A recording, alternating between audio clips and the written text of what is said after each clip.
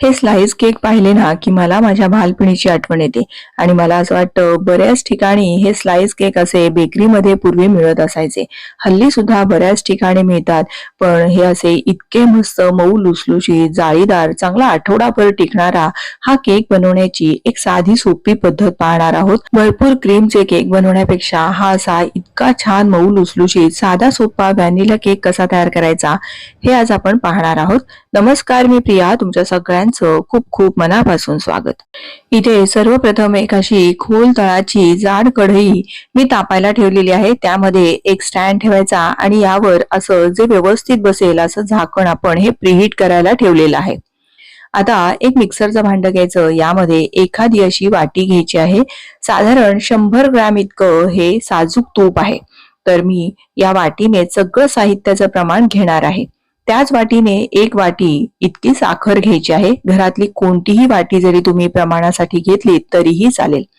आता हे मिक्सरला चांगलं अगदी मस्त असं थोडासा रंग बदलेपर्यंत, बघा असा फिक्कट रंग होईपर्यंत चांगलं फिरवून घ्यायचं. आता त्याच वाटीने एक वाटी मिल्क पावडर घालायची, याच्याने चव खूप छान येते. आणि त्याच वाटीने 2 वाट्या इतका हलकासा दाब देऊन भरून घेतलेला हा मैदा आहे. पण मैद्याऐवजी तुम्ही बारीक रवा जरी मिक्सरला फिरवून वापरला तरीही चालेल. आणि साधारण आपल्याला 2 वाट्या इतकं दूध अपेक्षित आहे, पण जितकं लागेल तितकं आपण यामध्ये वापरणार आहोत. थोडं दूध आधी घातलं आणि हे मिक्सरला फिरवून घेतलं. त्यानंतर आणखीन आपल्याला थोडंसं दूध लागणार आहे. तर साधारण आणखीन पाऊण वाटी मी इथे दूध वापरलेलं आहे. जसं लागेल तसं आपण यामध्ये दुधाचा वापर करणार आहोत.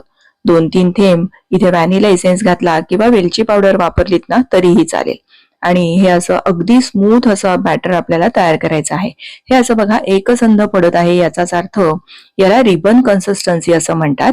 तर असं इतपत बॅटर आपलं हे तयार झालं आणि यासाठी साधारण आपल्याला 2 ते 3 टेबलस्पून दूध शिल्लक राहिलेलं आहे.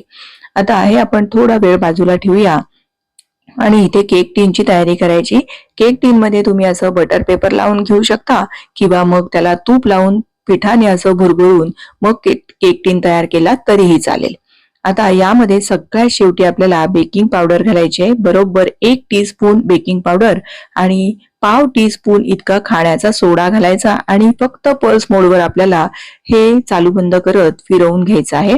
आणि त्यानंतर हे मिश्रण तयार केलेलं आपल्या या केकच्या टीन मध्ये घालून घ्यायचं आहे. बघा अगदी मस्त एकसंध स्मूथ असं मिश्रण पडत आहे. आता हे मिश्रण असं ओतून झाल्यानंतर हा केकचा टीन चांगला असा टॅप करायचा, म्हणजे यामध्ये काही जर हवेची पोकळी वगैरे असेल तर ती निघून जाते आणि एकसारखा केक व्यवस्थित बेक होतो. आता हा केक आपण बेक करायला ठेवणार आहोत. तर इथे कढई सुद्धा चांगली 15 मिनिटं प्रीहीट झालेली होती. गॅसची आच लहान ठेवायची आणि बरोबर 35 ते 40 मिनिटं आपल्याला हा केक बेक करून घ्यायचा आहे. यावर काहीतरी जड असं ठेवायचं, म्हणजे वाफ अजिबात जात नाही.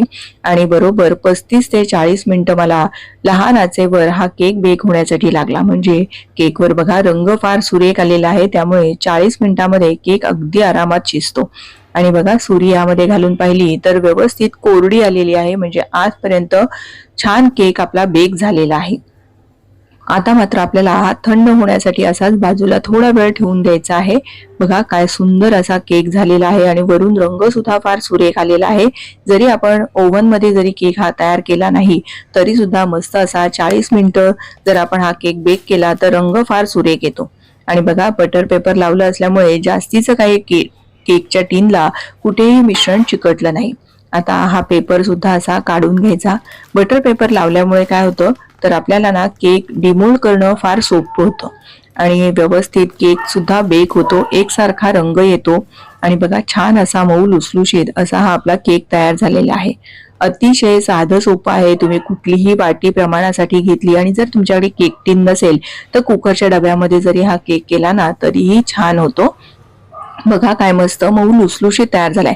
आपण भरपूर क्रीम असलेले केक तर तयार करतोच, पण हा साधा सुद्धा केक ना खायला सुद्धा खूप छान लागतो. मुळात म्हणजे जर आता मुलांना सुट्ट्या लागलेल्या आहेत, त्यांना काहीतरी खाऊ हवा असतो, तर अशा वेळेस तुम्ही हा डब्यामध्ये बनवून ठेवला तरी 3-4 दिवस सहज हा केक आरामात टिकतो. कारण 3-4 दिवसापेक्षा जास्त हा केक मुळात शिल्लकच राहत नाही. इतका छान होतो ना की सगळेच जण येता जाता या केकवर ताव मारतात. आणि बघा अगदी सहजपणे मस्त असा याचे स्लाइस असे करून ठेवायचे आहेत. छान असा आतपर्यंत जाळीदार असलेला हा आपला केक तयार होतो आणि मुळात म्हणजे बनवायला फार सोपा आहे. घरातलंच सगळं साहित्य आहे. आपण कंडेन्स मिल्क वगैरे असं विशेष काही यामध्ये वापरलं नाहीये. त्यामुळे अतिशय साध्या सोप्या पद्धतीने तयार केलेला हा व्हॅनिला स्पॉन्ज केक तुम्ही या उन्हाळ्याच्या सुट्टीमध्ये मुलांसाठी नक्की तयार करून पहा. अगदी टी टाइम केक म्हणालात ना तरीही चालेल, किंवा प्रवासामध्ये जर आपण चाललो असेल तर अशा वेळेस हा केक बनवून नेला ना तर मुलांना मधल्या वेळेत काहीतरी खाऊ द्यायचा, विकतचं घेण्यापेक्षा हा केक आपल्या सोबत असेल तर मुलांची तर काय मजाच होते. आणि एरवी सुद्धा जरी तुम्ही हा कधी केक बनवला ना तर मुलांना डब्यामध्ये देण्यासाठी सुद्धा एक उत्तम पर्याय आहे. आणि तुम्ही इथे मी मैदा वापरला त्याऐवजी जर रवा वापरला तरी सुद्धा हा केक इतका छान मस्त असा मऊ लुसलुशीत तयार होतो. बघा काय मस्त असा जाळीदार आणि अगदी बेकरीमध्ये मिळतो ना तसाच आपला हा केक बनवून तयार झालेला आहे. तुम्हाला ही आजची पद्धत कशी वाटली, मी सांगितलेल्या टिप्स कशा वाटल्या हे मला कमेंट करून नक्की कळवा. तुम्ही जर हा केक बनवून पाहिला तर मला कमेंट करून सांगायला अजिबात विसरू नका. अशाच जर तुम्हाला छान छान आणि सोप्या प्रमाणबद्ध रेसिपीज पाहायच्या असतील तर प्रियाज किचनला सबस्क्राईब करा आणि बाजूला असलेले बेल आयकॉन सुद्धा प्रेस करा. पुन्हा लवकरच भेटूया अशाच एखाद्या छानशा सोप्या रेसिपीसह. धन्यवाद.